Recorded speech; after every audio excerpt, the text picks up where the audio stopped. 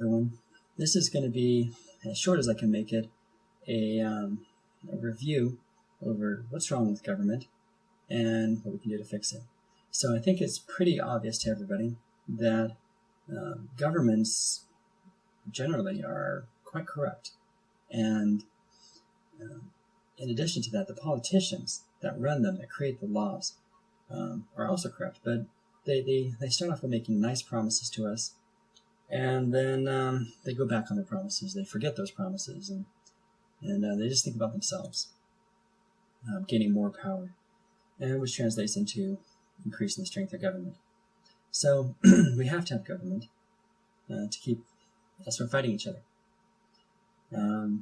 Ideally, we actually will have a government that sets up a system where we don't want to fight each other, because the consequences of fighting each other are much more damaging than the consequences of being nice to each other, which can be actually much more rewarding. So we set up a system like that. Currently, we don't have a system in place. I know the framework to do that, but obviously I have to be hired as a consultant or actually be an elected politician to develop that kind of thing and actually put it in place. But I do see how to get that in place, and it's so complicated that I really don't want to cover it here. I'm trying to keep this quick. So we're going to talk about fair representation. What is fairness? I'll tell you, fairness is not trying to compensate for past grievances, especially when they're very far in the past. The law system has a cap on the number of years before something can be prosecuted in law. After that time period, the law simply won't hear the case. So there is a time limit on things, and basically it comes down to this. We don't need to compensate for the problems of the past, and it's impossible for us to do so. There's no way that anyone could compensate for the grievances that happened to the African American slaves and all that they had to endure even after slavery. So it's simply impossible. It's beyond thousands of trillions of dollars, trillions of dollars. It's just incomprehensible. It's so great, we shouldn't even pretend like we can do it, or like we try to do it. And the reason why we shouldn't pretend is because we don't have to, or I should say, because there's a much better way. So basically, if we bring about a system of fairness, a system of equality, a system where every person has the same exact opportunity as everyone else. I call it fair representation. Everybody wants fair representation now, but it's simply a system where the representatives that we elect believe in fairness. They believe in I guess, giving us an opportunity to make what we can of ourselves. So what is this fairness? How does this opportunity come? Basically, I define it as this. It's a system that does not ask questions. I know that's kind of vague, that's kind of general. I'll be a little more specific. I'm talking about a system that does not ask the kinds of questions that go down to the core of our identity. Not what we can do with ourselves, our choices, our likes and desires and preferences and culture. I'm talking about the things that go down to I'm black, I'm white, redhead, blonde,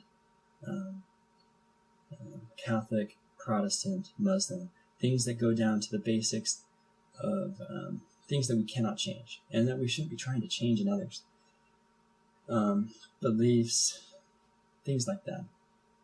So fairness simply means when I have an opportunity, the only thing I ask is the things that are directly relevant to that opportunity. What do you know? What can you do? What do you like? Things like that. I believe that we need to have a system that enables everyone, no matter what mistakes they've made in the past, to give them a framework where everybody can be safe in coming to, I guess, an arrangement or a contract between each other that enables opportunities.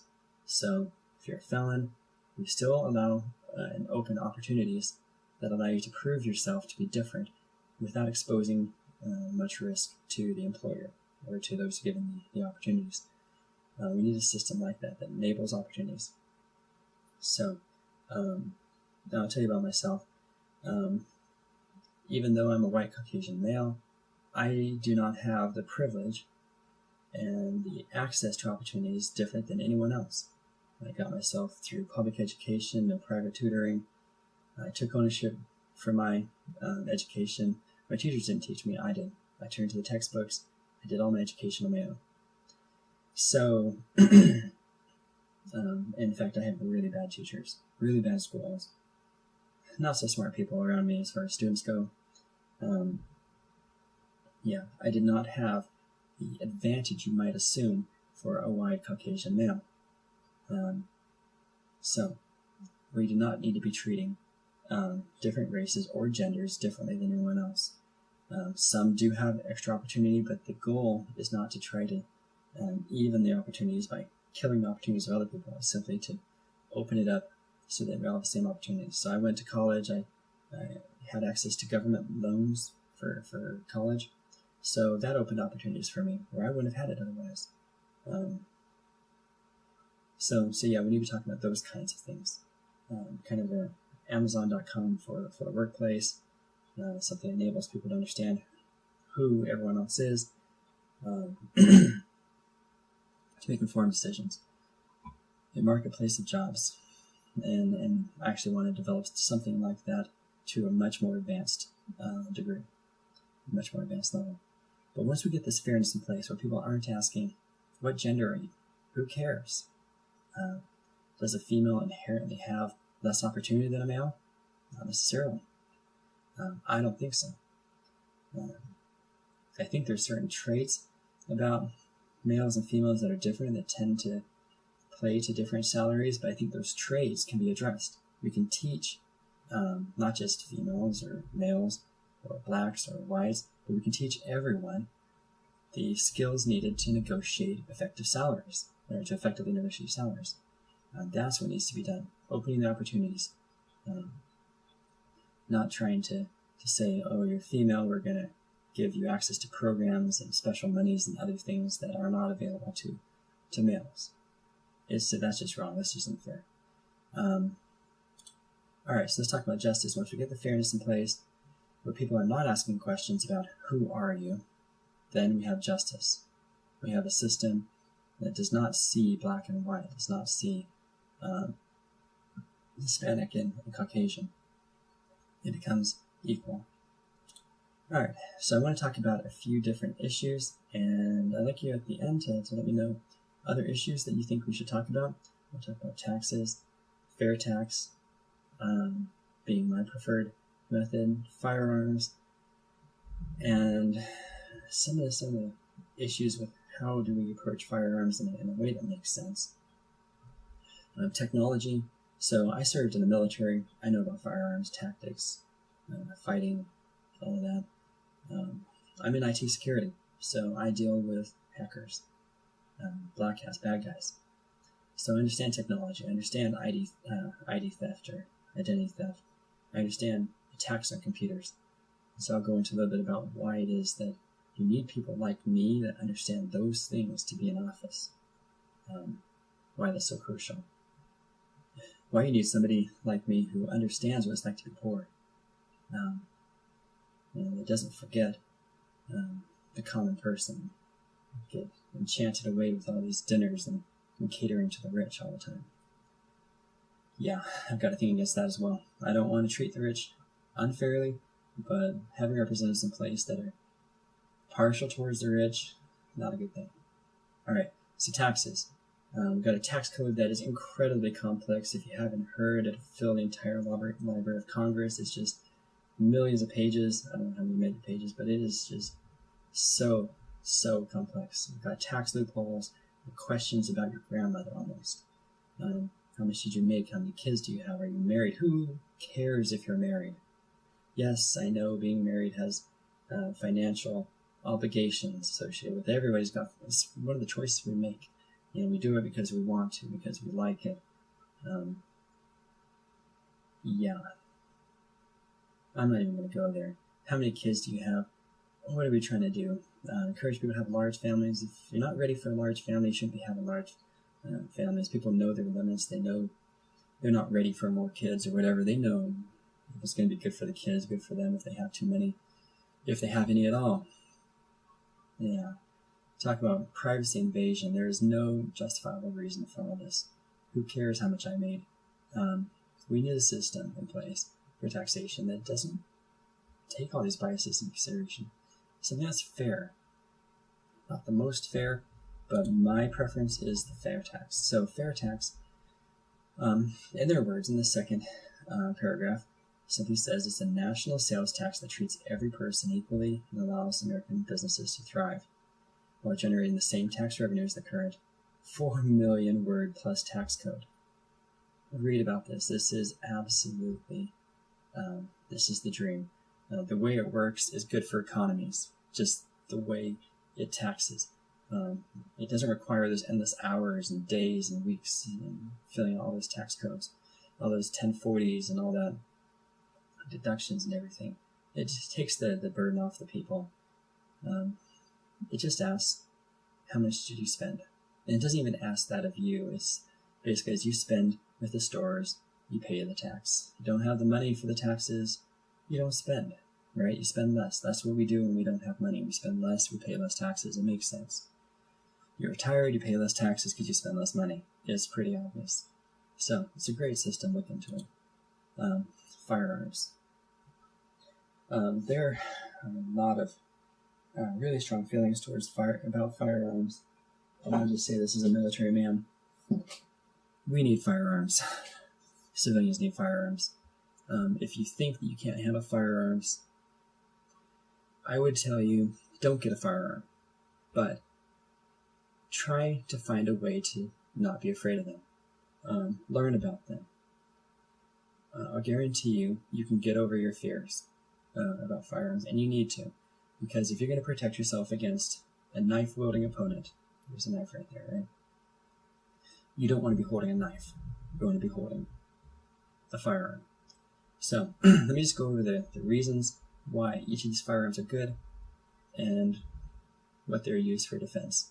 So let's start with the handgun. It's great for close quarters combat, going around corners.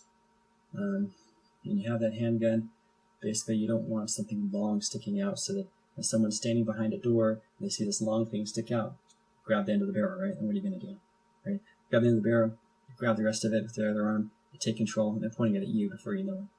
So you don't want even sawed-off shotguns, huge long barrels sticking out in front of you. You need a handgun.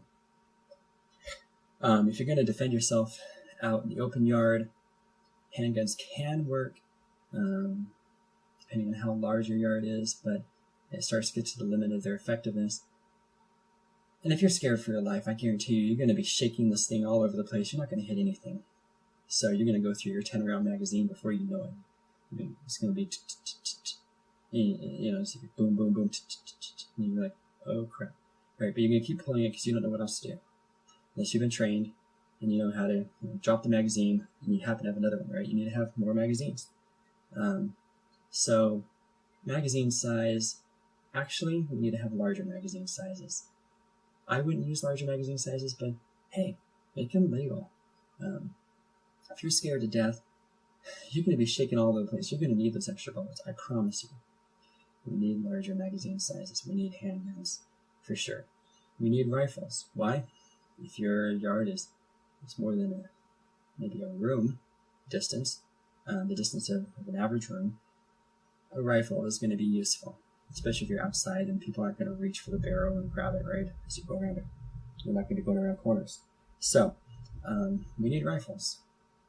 Do we need assault rifles? Things with burst and automatic? You betcha. So what are these used for? Military tactics, burst round and automatic are used to keep people's heads down. Now, in defensive situations, you want to keep people's heads down so you can run away. So, you know, if I had access to an automatic weapon and I have a large clip, you bet I would use that to disengage. Not, you know, I'm not going to kill them because I'm not going to hit them, most likely. So, I mean, that's even better. I might hit them and, well, you know, if I had justification to use lethal force, then, you know, that's not a big deal. But the important point is that Burst and especially automatic are not designed to hit. They're designed to keep heads down. So if I'm behind cover, someone started firing at me, I'm behind cover, or I got somebody with a knife and he's behind cover and I've been shooting at him. Well, if I want to get away, well, if I just stop firing and start running away, he starts rushing me, right? If he's got a knife on me, it's right in my back, right? But if I'm running away, I can be firing automatic, just as I run away. He's not going to jump up and start shooting at me in my back, right? So it's a great way to run away.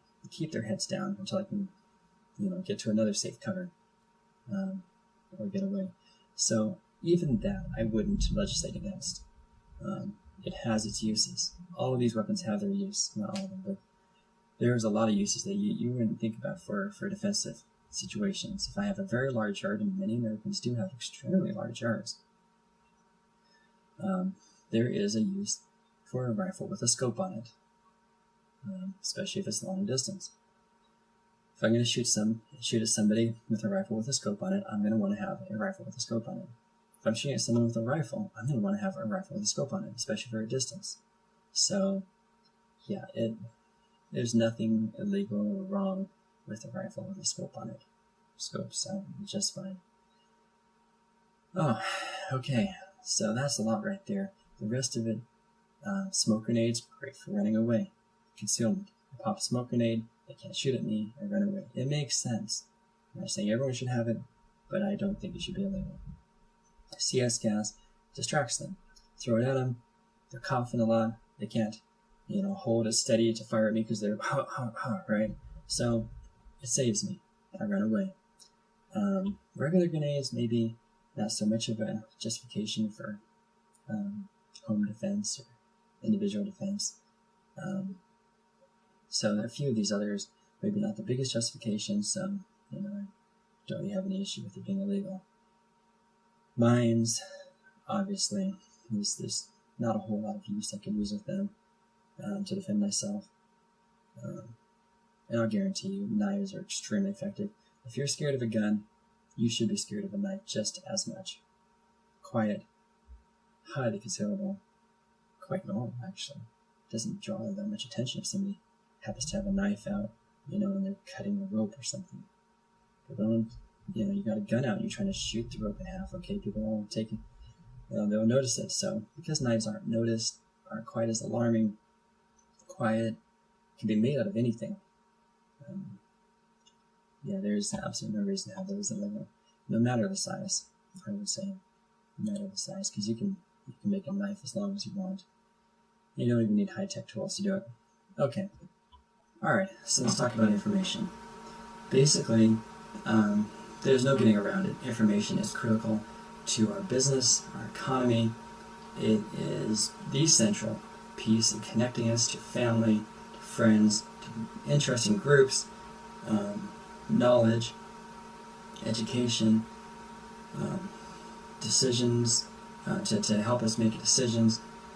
Information is crucial in every aspect of our lives, and there's no way to get around it. And I don't think we should. It is a great tool for us all to have.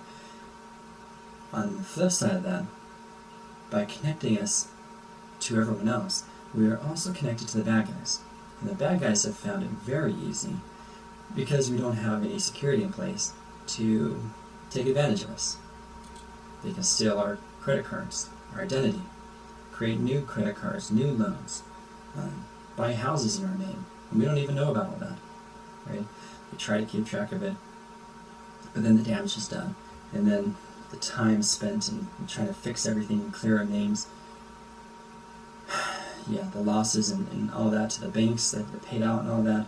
I mean, identity theft is huge, and basically to represent myself as someone else to the IRS, all I have to really know is someone's name and their social security number, which is kind of a pathetic statement on government.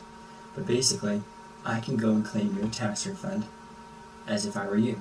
Or, to say you're not due a tax refund, I can tell the government you're due a tax refund, and then if the government pays out, and in some cases the government can recognize what's wrong and not pay out. But if they do pay out, then they're fraudulent people have the money, and you don't.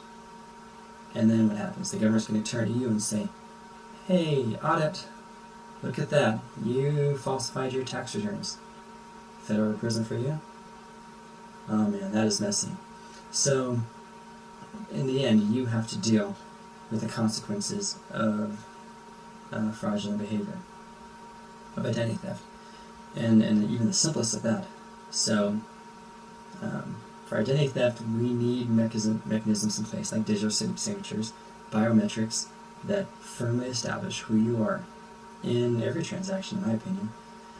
There's no reason that someone else should be able to pretend that they're you and be able to do things in your name and give you consequences for their actions. That's just, to me, that's unlawful. To me, that's criminal. Yeah, so, but how are you going to get a government with that kind of system in place? A government that understands how to fight these electronic fraudsters, these hackers. Well, you need an IT security person in office. You can consult with IT security people, but in the end, they're going to be one of the ones making the law. They're going to be the ones you want in office making the law. So you need smart individuals that understand information. This is really where everything's going to. Law, contract, transactions, these are all now becoming digital things, not the paper things of the old, of the past. Signatures, regular handwritten signatures, so easily forged, is pathetic. And yet we still rely on that for our legal system. I'm not even going to go there. So yeah, we definitely need people in government that understand how to protect you against hackers, digital criminals, protect your identity, protect your technology, and in addition to that, we need people that understand. And so I served in the military. I understand firearms. I do IT security. I understand information. People that understand